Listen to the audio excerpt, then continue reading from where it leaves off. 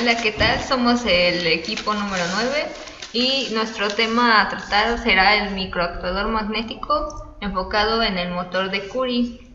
Los integrantes son José Martín, Brian Modesto, Eric y su servidora Andrea Denise.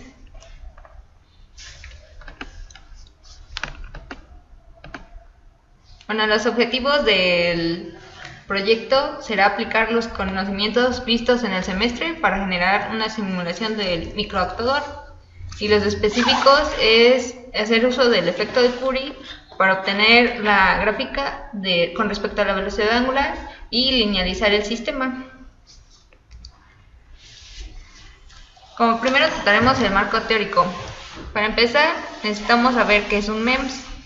Los dispositivos a microescala presentados, estos MEMS poseen unas grandes ventajas y grandes beneficios, como reducir el tamaño y peso, consumir menos energía, tiempo de respuesta corto en comparación a otros, alta resolución y bajo costo.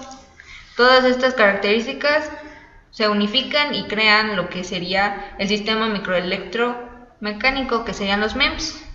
Su nombre viene del inglés y pues esta sería la traducción. Es un interesante campo de estudio en la actualidad y se han desarrollado distintos dispositivos, de los cuales proveen diferentes aplicaciones muy benéficas para un impacto social enorme.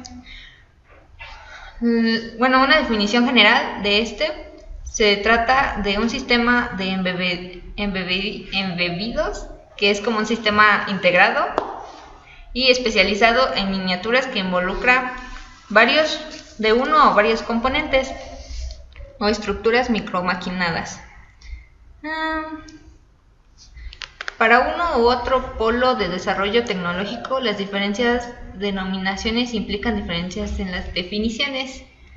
En tanto, en cuanto a los norteamericanos, los MEMS son principalmente positivos para el uso electromecánico y fabricación de diferentes dispositivos de la microelectrónica para dimensiones micro. Una forma de entender las diferencias de las definiciones que anteriormente tocamos es en el campo de investigación y el desarrollo, que trata en realidad de un reflejo de la diversidad de aplicaciones que tienen los MEMS.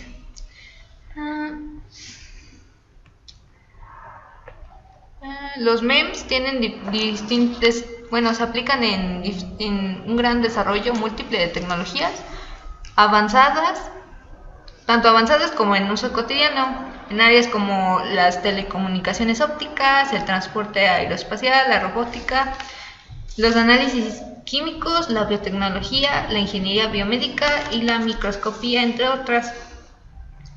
Y para tener un mejor contraste,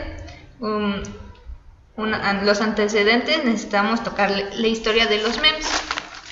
Los MEMS y los MST, que son sistemas tecnológicos, están estrechamente vinculados con la historia de la microelectrónica.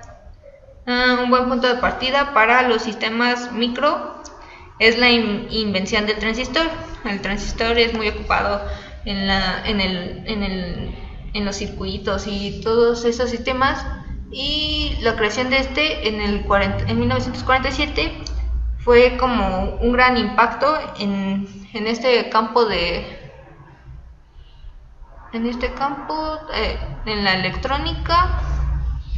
Fue un gran avance en la reducción de tamaño, consumo de energía, producción de calor y portabilidad de aparatos e instrumentos electrónicos.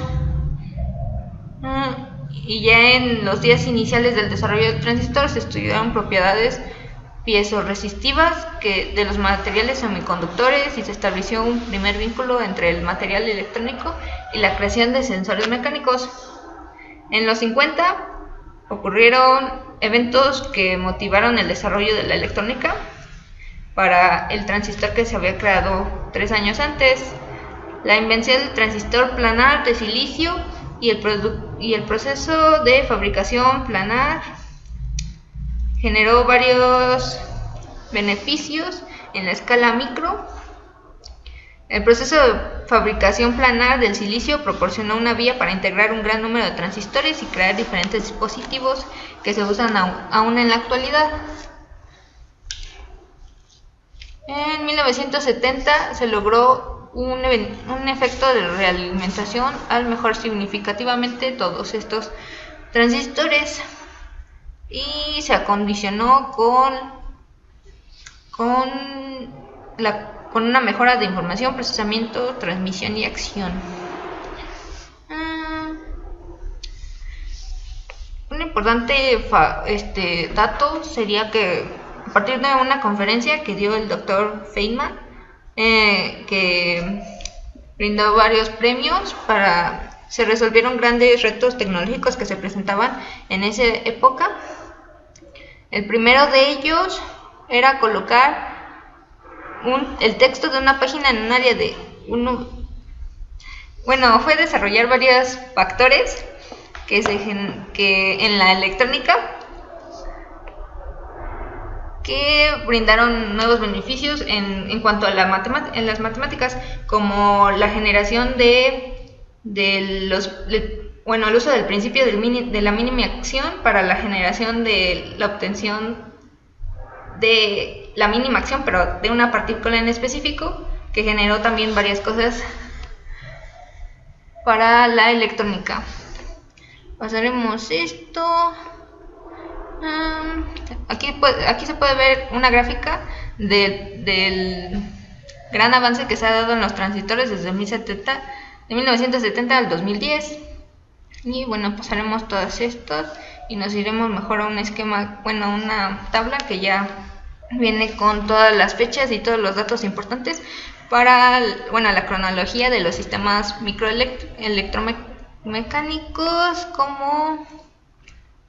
como en 1940 la invención del radar, en el 47 la primera computadora ENIAC, también en ese año se inventa el transistor, como ya habíamos mencionado. En el 54 lo de los la invención de los piezoresistivos. En el 58 se desarrollan los primeros extensómetros comerciales. En el 70 se inventa el primer microprocesador y se incrementa enormemente la demanda de circuitos integrados. En el 74 el primer sensor comercial MEMS. Y el 77 la primera cabeza de inyección del MEMS. En el 79 el acelerómetro micromaquinado. Varias cosas, ¿no? Y el último acontecimiento fue en el 2002, porque introducen en el mercado el giroscopio micromaquinado, y fue de los últimos impactos que se dieron, y ya a partir de ese año no se han generado tantas aplicaciones relevantes.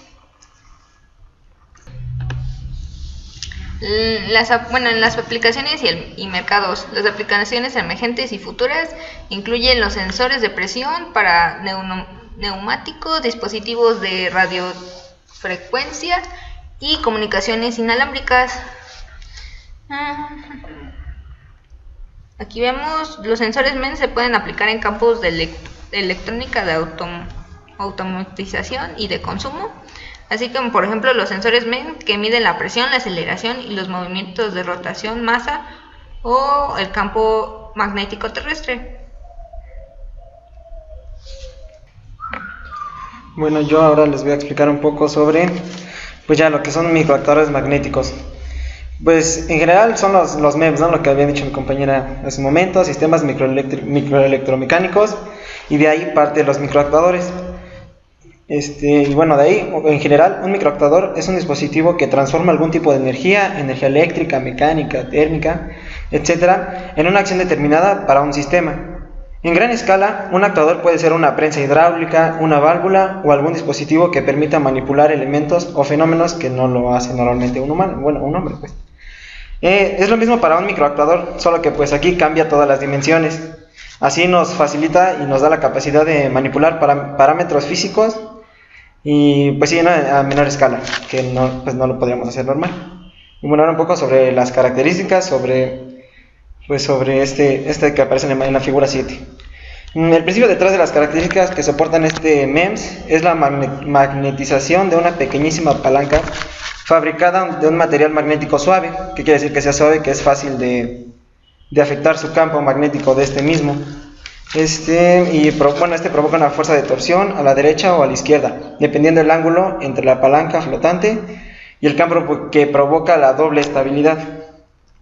El campo magnético externo estático detiene inmediatamente el interruptor de la posición cerrada o abierta. El interruptor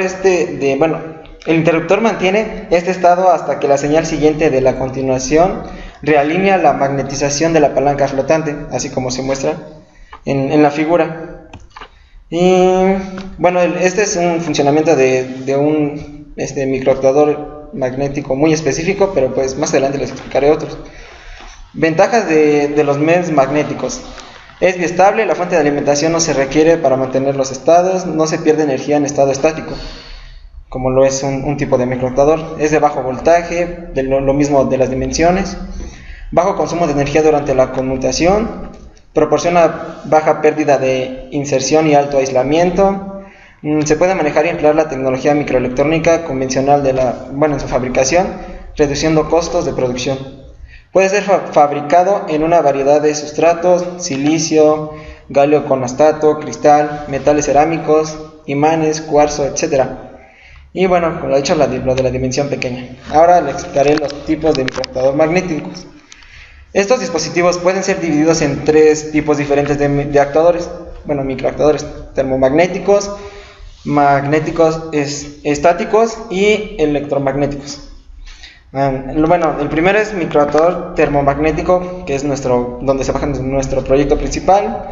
En este tipo de actuadores, el efecto magnético puede llegar a tener un cierto material, depende de la temperatura a la que éste se encuentre. Esto se debe al efecto Curie, ya que de acuerdo con la teoría que proporcionó Pierre Curie, existe un punto de temperatura en donde el sobrepasarse de dicha temperatura, un material ferromagnético pierde estas propiedades magnéticas, y así como lo mostramos en la imagen, cuando se le incide calor, se ve como todos cada átomo se desalinea, ¿no? El campo queda desalineado, y sin en cambio cuando está frío, pues todos están viendo hacia una misma dirección, que es donde se crea el campo. Y ahí dice el principio de funcionamiento de una rueda de Curie. Y bueno, más adelante mi compañero Martín les va a explicar, pero pues les daré un poquito de introducción. El funcionamiento de este motor es el siguiente: al calentarse y enfriarse un material ferromagnético alrededor de su temperatura de Curie, se establece un gradiente de temperatura y el campo magnético inducido asume diferentes valores a lo largo de dicho material. Esto pues hará que la rueda empiece a girar y pues tenga un momento ferromagnético de un lado y del otro no, y pues donde no lo tienes, donde está caliente. Las ecuaciones. La reluctancia de la banda de aire, que es la R gap, es igual a la intensidad gap sobre la mu sub 0 y el A, donde A es el área del polo del imán. La energía almacenada del campo magnético se conoce como Wm, es igual a un medio de la fuerza al cuadrado de la masa sobre 2 de la reluctancia de la gap. Y más abajo tenemos que la reluctancia de la banda cuando la película delgada de la materia magnética es calentada por encima de esa temperatura es la R gap igual a... eso lo voy a explicar más adelante, Martín, disculpen. Microactuadores magnetostáticos. Para este tipo de actuadores existen las configuraciones posibles: los tipo A y los tipo B. El tipo A es el que se muestra en la izquierda y el tipo B en la derecha, donde en el A el área traslapada está fija y la distancia entre la parte movible y el electroimán está afectada por la actuación. Y el B, pues el área traslapada es afectada por el movimiento de la parte movible. La estructura tipo A consiste en el deslizador magnético que se mueve hacia el electroimán. Este reduce su banda de aire. En estructuras de tipo B, el deslizador magnético se mueve hacia dicha banda de aire, y ahora se verá cómo se puede encontrar la fuerza que generan estos dos tipos de actuadores. Y abajo, la reluctancia de la banda y el núcleo, respectivamente, R-gap de la banda y R-core. Están dadas por la reluctancia de la banda es igual a G menos X sobre mu sub 0 AG. Y para el caso B, que bueno es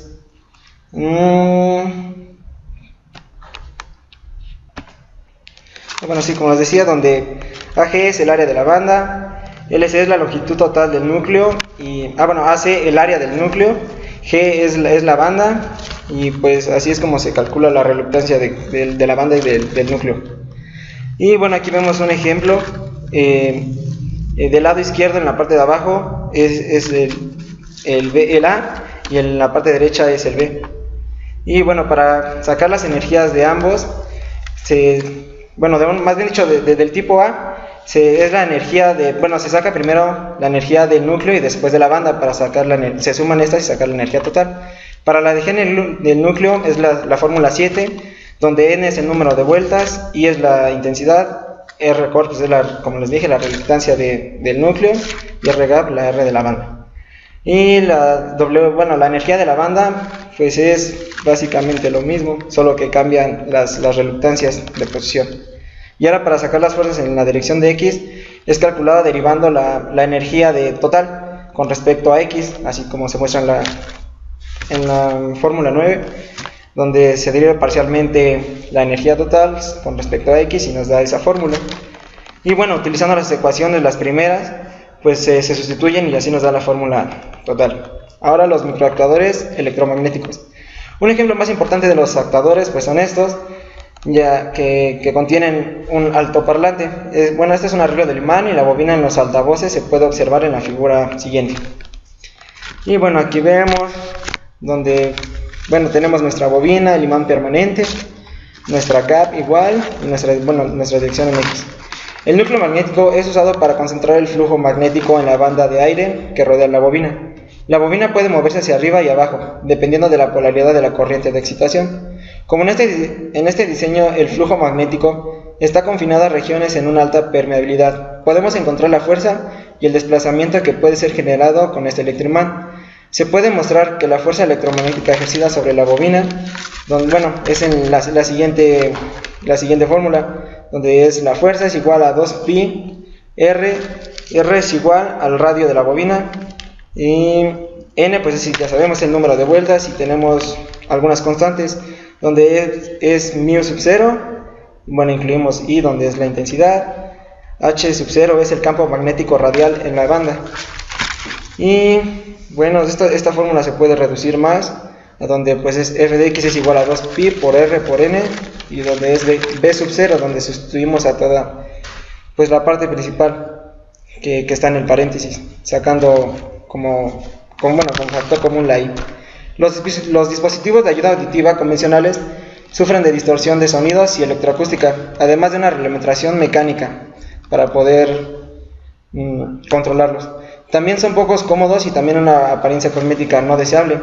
Para poder resolver estos problemas existen algunos asistentes de escucha que son implantados, como el que tenemos en la figura 4, que es un diagrama esquemático de un dispositivo auditivo de implante de oído medio, donde pues mejora mucho la calidad y es más pequeño, por lo tanto tiene una mejor apariencia. Y bueno, en la figura se muestra una forma esquemática de un diagrama, implante auditivo, donde se usa una bobina para generar un imán permanente, y no sé si se alcanza a ver, ¿no?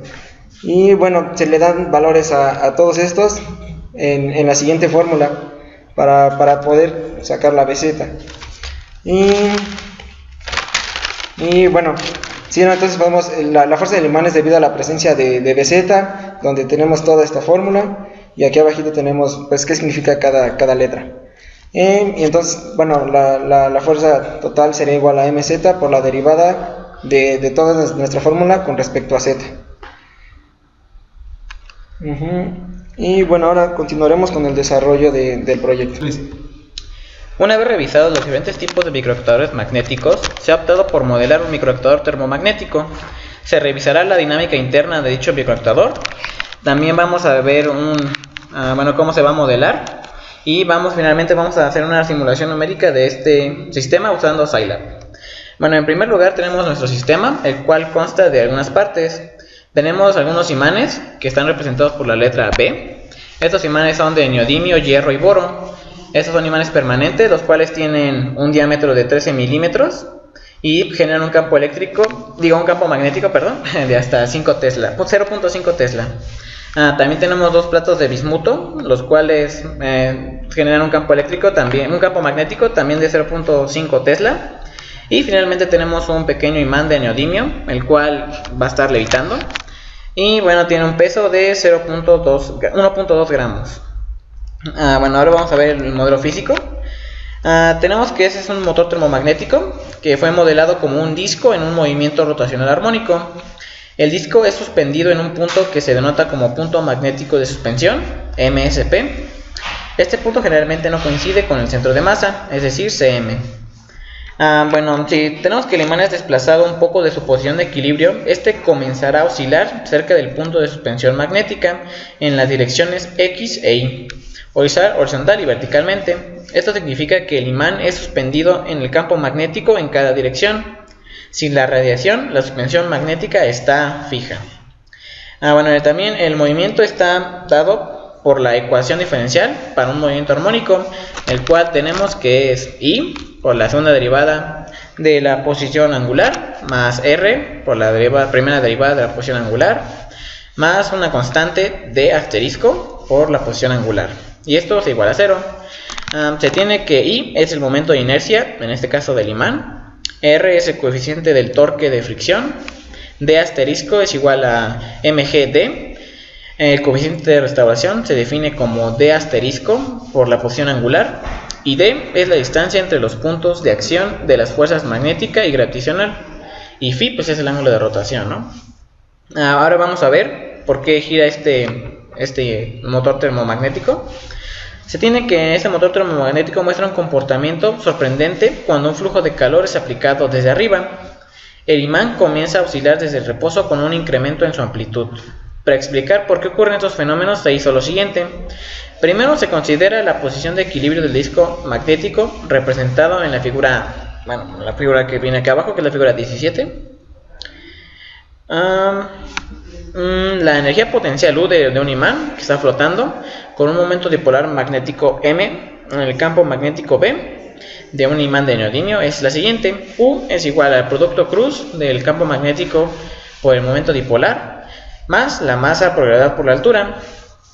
Bueno, en este caso la altura la denotamos con la letra Y. Y tenemos que es la energía potencial gravitacional. En ausencia de calor, el imán flotante se alineará con el campo. No hay un torque magnético. La fuerza neta resultante es el gradiente de la energía potencial y en el imán, será 0. Cuando se le da una radiación, la parte de arriba del imán es calentada y la magnetización local decrece. Esto debido al efecto Curie que ya les habíamos explicado. Por consecuente, el punto de suspensión magnético, MSP, se hunde gradualmente aproximadamente 1 milímetro a una nueva posición de equilibrio dentro del campo magnético B. Este desfase del punto de magnetización generalmente conlleva a un desalineamiento del momento del vector, del momento dipolar y el campo magnético. Y aquí es cuando aparece un torque. La región calentada que obtiene un impulso térmico en el tiempo cero se mueve lejos del área que sufre dicha radiación y se enfría exponencialmente, ¿no? O sea, cuando va girando, esta parte calentada se va enfriando, lo que va haciendo que el material recupere sus propiedades magnéticas. Ahora que como ya sabemos que el vector del momento dipolar y el campo magnético ya no están alineados, se va a generar un torque, el cual pues se puede calcular como el producto cruz del dicho momento dipolar y el campo magnético. Entonces, ya sustituyendo en la fórmula, tenemos que va a ser el momento dipolar por el campo magnético por el seno del ángulo que hay entre estos dos, alrededor del eje Z. Y después tenemos que el torque va a ser igual a una constante por el seno de T asterisco por la velocidad angular, donde A y T asterisco son constantes que se eligieron para tener un buen ajuste en las soluciones numéricas para este movimiento. El torque adicional tau no depende del tiempo de manera explícita, pero actúa en el péndulo como el torque gravitacional de restauración. Si agregamos este torque a la ecuación anterior, tenemos que vamos a obtener la siguiente fórmula para calcular el movimiento de nuestro imán. Esta ecuación 18 es una ecuación diferencial no lineal homogénea, sino una función independiente del tiempo externo. Sin embargo, surge la pregunta, ¿cómo vamos a controlar dicho motor si este no tiene entrada alguna? Para resolver este inconveniente, se ha propuesto introducir un campo magnético variable que mediante una corriente de entrada ejerce una fuerza externa sobre el imán de neodimio. Esto se logra mediante algunas bobinas que van a sustituir a los imanes permanentes. A estas bobinas se les puede controlar el voltaje y con ello tener una intensidad de corriente variable que hará cambiar el campo magnético, y como sabemos, el campo magnético juega un papel fundamental para producir un torque. Bueno, aquí en el siguiente esquema, en la figura 18, se muestran los tipos de bobinas que usaríamos. Tenemos un imán en el cual se le ha enrollado un hilo conductor, que vamos a tener cierto número de vueltas. Estos van a estar conectados a un voltaje y se va a generar un flujo magnético, variable en el tiempo. Y entonces vamos a presentarles el modelo mecánico de las bobinas de levitación magnética. Primero se usará el principio de la dinámica de Newton para encontrar la sumatoria de fuerzas. Estas fuerzas va a ser la fuerza gravitacional, mg, y una fuerza que se opone, que es la fuerza electromotriz que va a generar nuestra bobina. Todo esto pues igual a la masa por la aceleración, que se define como mx 2 puntos. También se puede definir la inductancia de la bobina como L sub 0 más L sub R multiplicado por la exponencial de menos x sobre a. El término L sub 0 es la inductancia terminal de la bobina cuando está lejos del imán. El término L sub R es la inductancia terminal que decrece cuando la bobina está cerca del imán. Y finalmente tenemos que A es una escala de longitud que depende del tamaño del imán y de algunas consideraciones de la bobina. También se tiene que la coenergía magnética del sistema es una función de la corriente de la bobina y de la separación en el eje X. Esto se representa con la letra W y aquí está la fórmula en la fórmula 20. También la fuerza de origen magnético que actúa sobre el imán está dada por la fuerza electromotriz, que viene del gradiente de la coenergía, el cual se obtiene en la fórmula 21. Después podemos pasar a definir nuestras variables de estado y nos van a llevar a las ecuaciones 22 y 23.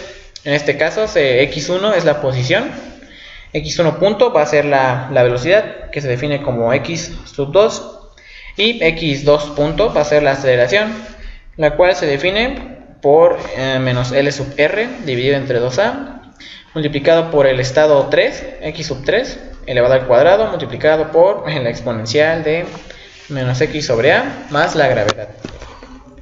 Una vez que hemos obtenido el modelo para la parte mecánica, vamos a obtener el modelo eléctrico de la bobina.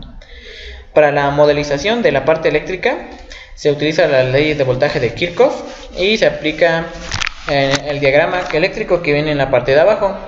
Entonces vamos a tener que el voltaje en un instante de tiempo dado va a ser igual a la resistencia por la intensidad de corriente más la inductancia, que depende de la posición, multiplicado por el cambio de dicha corriente en el tiempo.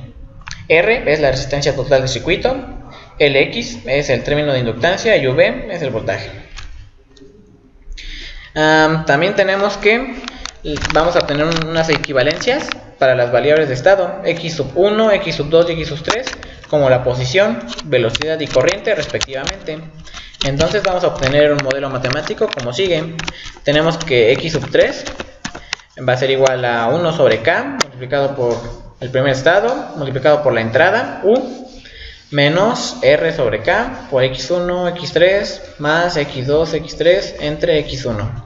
En este caso U es el voltaje aplicado, que va a ser el voltaje de control, L es la inductancia de la bobina, R es la resistencia total del circuito y K es un factor de fuerza, el cual depende de las consideraciones de la bobina, como el número de vueltas, el área y la constante de permeabilidad. Finalmente vamos a tener un modelo en el espacio de estados del motor termomagnético. Nuestro modelo original es descrito anteriormente por las ecuaciones 18. Y entonces para pasar al espacio de estado, primero debemos de definir nuestras variables de estado. En la ecuación anterior teníamos que x sub 1 va a ser la posición angular, x1 punto se va a definir como la velocidad angular y x2 punto se va a definir como la aceleración angular. Entonces vamos a hacer el cambio de variables y vamos a obtener la ecuación 27, que no es más que la ecuación del movimiento armónico que habíamos obtenido.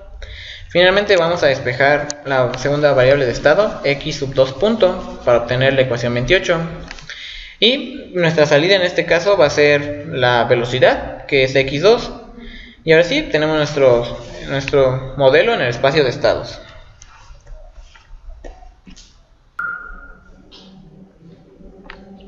Bueno, ahora vamos a pasar a analizar un poco los códigos y las simulaciones realizadas en Scilab y en MATLAB acerca de nuestro motor de Curie. En primera instancia tenemos una gráfica que muestra nuestro modelo sin ningún tipo de control, en donde se grafica mediante el método de Euler. Aquí tenemos graficada nuestro estado número 2, que es la velocidad angular, y la gráfica muestra una oscilación al principio del tiempo, que posteriormente tiende a estabilizarse casi a las 12 del número 12 del valor de velocidad angular. La gráfica número 2 muestra la simulación del mismo velocidad angular, pero introduciendo una variable de corriente para generar un campo variable que produzca una velocidad angular variable también. En primera instancia metemos una corriente que aumenta en relación al tiempo y que hace que nuestro sistema se estabilice más rápido y de una manera similar a como lo hacía sin control. Sin embargo, aproximadamente en el segundo 100, nosotros establecemos que dicha corriente comience a disminuir, y así de esta manera se estabiliza en un punto más bajo, aproximadamente por el número 8. Obtuvimos este campo magnético variable mediante la siguiente ecuación que se muestra aquí, donde μ sub 0 y μr son las constantes de permeabilidad del vacío y del material de las bobinas, n es el número de vuelta de la bobina, I es la corriente que variamos con respecto al tiempo, L es la distancia entre las dos bobinas, y Y y R son las distancias en los ejes X y Y de las bobinas a nuestro objeto en rotación respectivamente, y B pues es nuestro campo magnético calculado.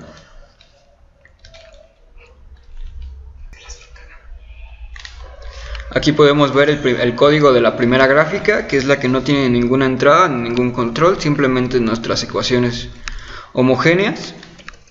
Aquí podemos ver el método de Euler, simplemente primero definimos nuestras variables de tiempo, nuestras variables f, que va a ser nuestras variables x, x1 y x2, y nuestra variable de x, que van a ser nuestra x1 punto y nuestra x2 punto.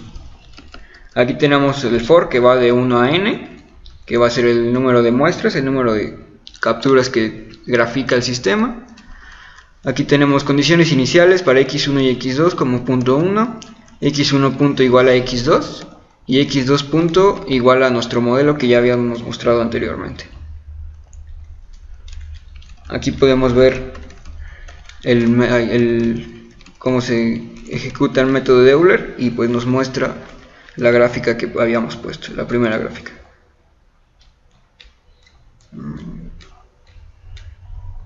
Aquí está la primera gráfica que pusimos en el documento,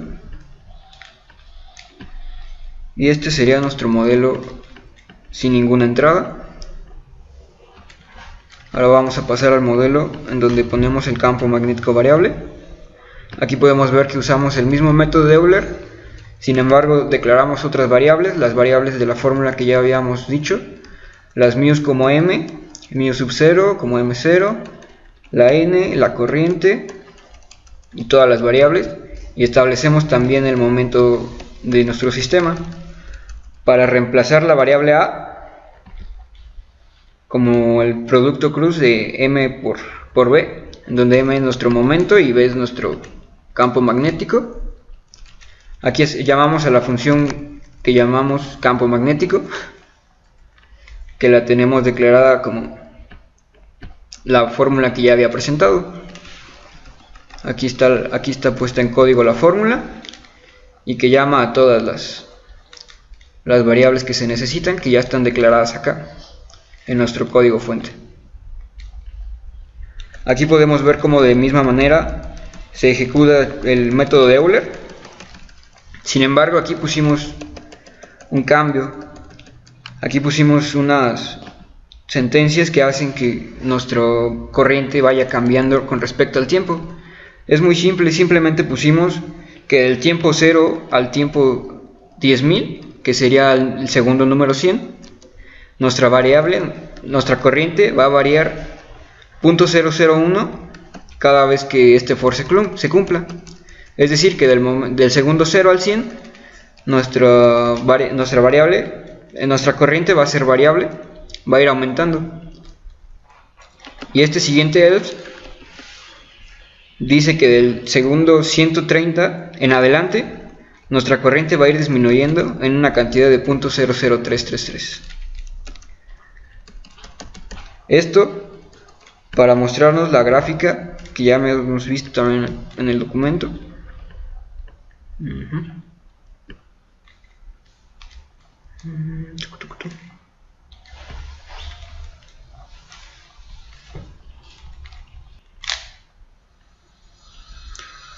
Bueno, mientras corre la gráfica, tarda un poquito en simular. Vamos a analizar el final de nuestro código. Aquí simplemente pues vemos el método de Euler, como se retornan los valores de x1 punto y de x2 punto. Ya está. Aquí se muestra ya la gráfica presentada en el documento, en donde aproximadamente en el segundo 100 comienza a haber una disminución de la corriente aplicada a nuestras bobinas, y por lo tanto el campo magnético disminuye, y este a su vez produce una disminución en la velocidad angular de nuestro sistema, el cual se estabiliza aproximadamente en el segundo 210 tal vez, porque se deja de disminuir la corriente. Bueno, ahora vamos a pasar a las conclusiones de nuestro proyecto. La implementación de los sistemas microeléctricos MEMS ha ayudado al enriquecimiento de las diversas áreas de ingeniería mediante la innovación y desarrollo en áreas como sensores, actuadores, radiofrecuencia, óptica, medicina, biología y MEMS dirigidos al manejo de los microfluidos. De acuerdo al modelo planteado, no se presentó una entrada definida a causa de que este sistema es un sistema armónico. Además, no encontramos una ecuación que relacionara nuestra velocidad angular con una entrada de voltaje o corriente. Cabe mencionar que no se cumplió uno de nuestros objetivos específicos de obtener la gráfica ya linealizada del sistema. A pesar de esto, pudimos comprobar que sí existe una relación entre el campo magnético generado por nuestras bobinas y la velocidad angular que produce nuestro sistema. Sin embargo, no fuimos capaces de hallar la relación directa matemática que nos definiera la simulación de nuestro sistema, y no pudimos hacer que éste tomara los valores que nosotros queríamos, y por lo tanto pues no pudimos controlar en su totalidad el comportamiento del mismo. Bueno, esto sería todo por nuestra parte. Muchas gracias por su atención.